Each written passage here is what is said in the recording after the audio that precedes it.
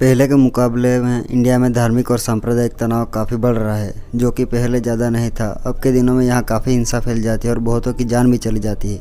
इसके कारण क्या है, हम ज़रूर जानना चाहिए। तो आइए हम जानते हैं कि आजकल तनाव इतना बढ़ा हुआ क्यों है। Number 1, political exploitation. राजनीति इंडिया में धार्मिक और सांप्रदायिक तनाव को बढ़ावा देने वाला मेन रीज़न में से एक है। राजनेता अपने खुद के फायदे के लिए लोगों के धर्म, जाति और समुदाय का इस्तेमाल करते हैं। भारत जैसे विविधता वाला देश है जहां अलग अलग धर्म, जाति, भाषाएं और संस्कृति है। राजनेता को इन सभी का वोट चाहिए, जिससे वो सबकी भले की बात तो कर जाते हैं, पर पूरा किसी किसी समुदाय के लोगों के लिए करते हैं या नहीं भी करते हैं।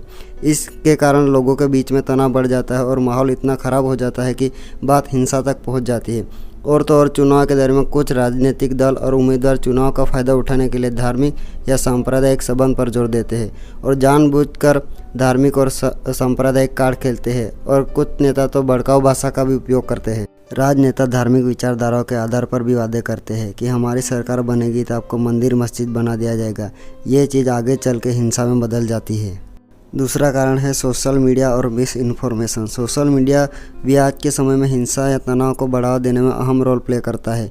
इसमें होता यह है कि दो लोगों के बीच लड़ाई हुई तो वो बात सोशल मीडिया या कुछ न्यूज़ वाले उस बात को धर्म से या जाति से जोड़कर बढ़ चढ़कर बताते हैं, जिसके कारण दोनों समुदाय के सभी लोगों में तनाव का माहौल बढ़ जाता है और जगह जगह प्रोटेस्ट होने लगते हैं। मीडिया वाले करते ये है कि दोनों के पक्ष बयानों को दिखाने के बजाय किसी एक ही पक्ष की तरफ झुके रहते हैं और उसे ही सही दिखाने की कोशिश में लगे रहते हैं, जबकि दूसरे पक्ष को भी रखना बहुत ज़रूरी है।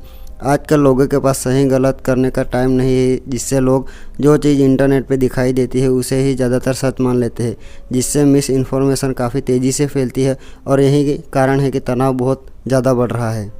नंबर 3 पर है रिलीजियस कट्टरपंथी। रिलीजियस एक्सट्रीमिज्म उन इंसानों के कट्टरवाद पर पनपता है जो अपने धार्मिक विश्वासों की श्रेष्ठता पर आश्वस्त हो जाते हैं और ये मानते हैं कि उनके धर्म के सिवा दुनिया में कोई भी धर्म सही नहीं है। वो अपने बिलीव को दूसरों पर ज़बरदस्ती थोपना चाहते हैं और वो नया सीखने की चाह भी बिल्कुल भी नहीं रखते, बस अपने धर्म के प्रति कट्टरपंथी बने रहते हैं। जिससे होता यह है कि सांप्रदायिक हिंसा और आतंकवादी हमले बढ़ जाते हैं। हिंसा की इन घटनाओं से न केवल जान माल का नुकसान होता है, बल्कि अलग अलग धार्मिक समुदाय के बीच डर, दुश्मनी और अविश्वास का एक चक्र हमेशा के लिए बन जाता है।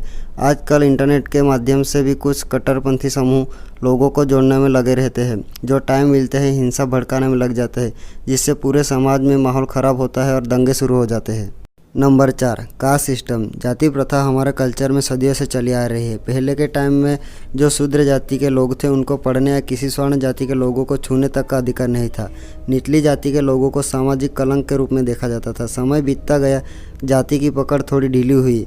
आज एजुकेशन होने के बावजूद जाति प्रथा ने अपनी पकड़ बनाई हुई है, क्योंकि लोगों को आज भी अपने काम की एबिलिटी से कम जाति के आधार पर ज़्यादा सम्मान दिया जा रहा है। जाति सिस्टम के साथ साथ धार्मिक आइडेंटिटी भी जुड़ जाती है, जिसके कारण ये कास्ट सिस्टम की चेन और भी मजबूत हो जाती है। कभी कभी दो जाति के दो अलग अलग लोगों के बीच लड़ाई हो जाती है तो ये दोनों के बीच की लड़ाई जो उन दोनों के अंदर ही ख़त्म हो जानी चाहिए थी, पर ऐसा नहीं होता। वो लड़ाई बढ़ती है क्योंकि उन दो इंसानों की कास्ट अलग होती है, जिसके कारण दो लोगों की पर्सनल लड़ाई अब दो की नहीं रहती। ये लड़ाई अचानक से पूरी जाति की लड़ाई बन जाती है, जिसके कारण पूरे देश का माहौल काफ़ी ख़राब बन जाता है, क्योंकि अलग अलग जाति के लोग भी सोचने लगते हैं कि ये हमारे साथ भी हो सकता है।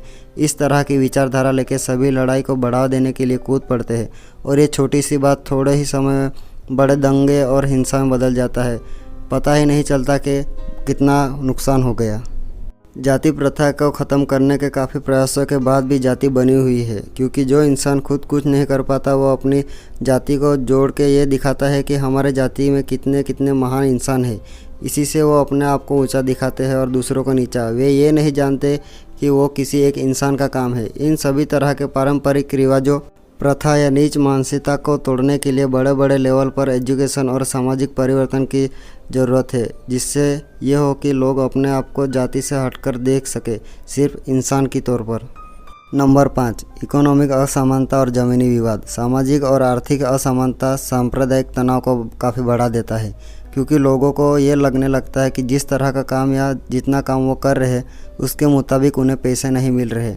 पहले तो लोग ये सोच के एडजस्ट कर लेते हैं कि थोड़े टाइम बाद सैलरी बढ़ेगी, पर लंबे समय तक सैलरी ना बढ़ने के कारण लोगों की सहन शक्ति ख़त्म हो जाती है, क्योंकि सभी चीज़ें दिन प्रतिदिन काफ़ी महंगी होती जाती है। पर उन्हें जो सैलरी मिल रही है उनमें कोई बढ़ावा ना होने के कारण लोग अचानक से सड़क पर उतर आते हैं और कभी कभी यह परिस्थिति हिंसक भी हो जाती है। एक ही काम के लिए दो लोगों को अलग अलग पैसा दिया जाता है। ये भी लोगों के बीच के तनाव को काफ़ी बढ़ा देता है। जल, ज़मीन और दूसरी तरह की प्रॉपर्टी पर भी अक्सर तनाव बढ़ जाता है।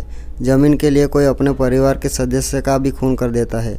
उसी तरह कभी कभी ज़मीनी विवाद धार्मिकता से भी जुड़ जाता है, जिसके कारण सांप्रदायिक तनाव बहुत छोटे लेवल पर था वह पूरे देश की शांति को ख़त्म कर देता है और यह तनाव पूरे देश में बीमारी की तरह फैल जाता है।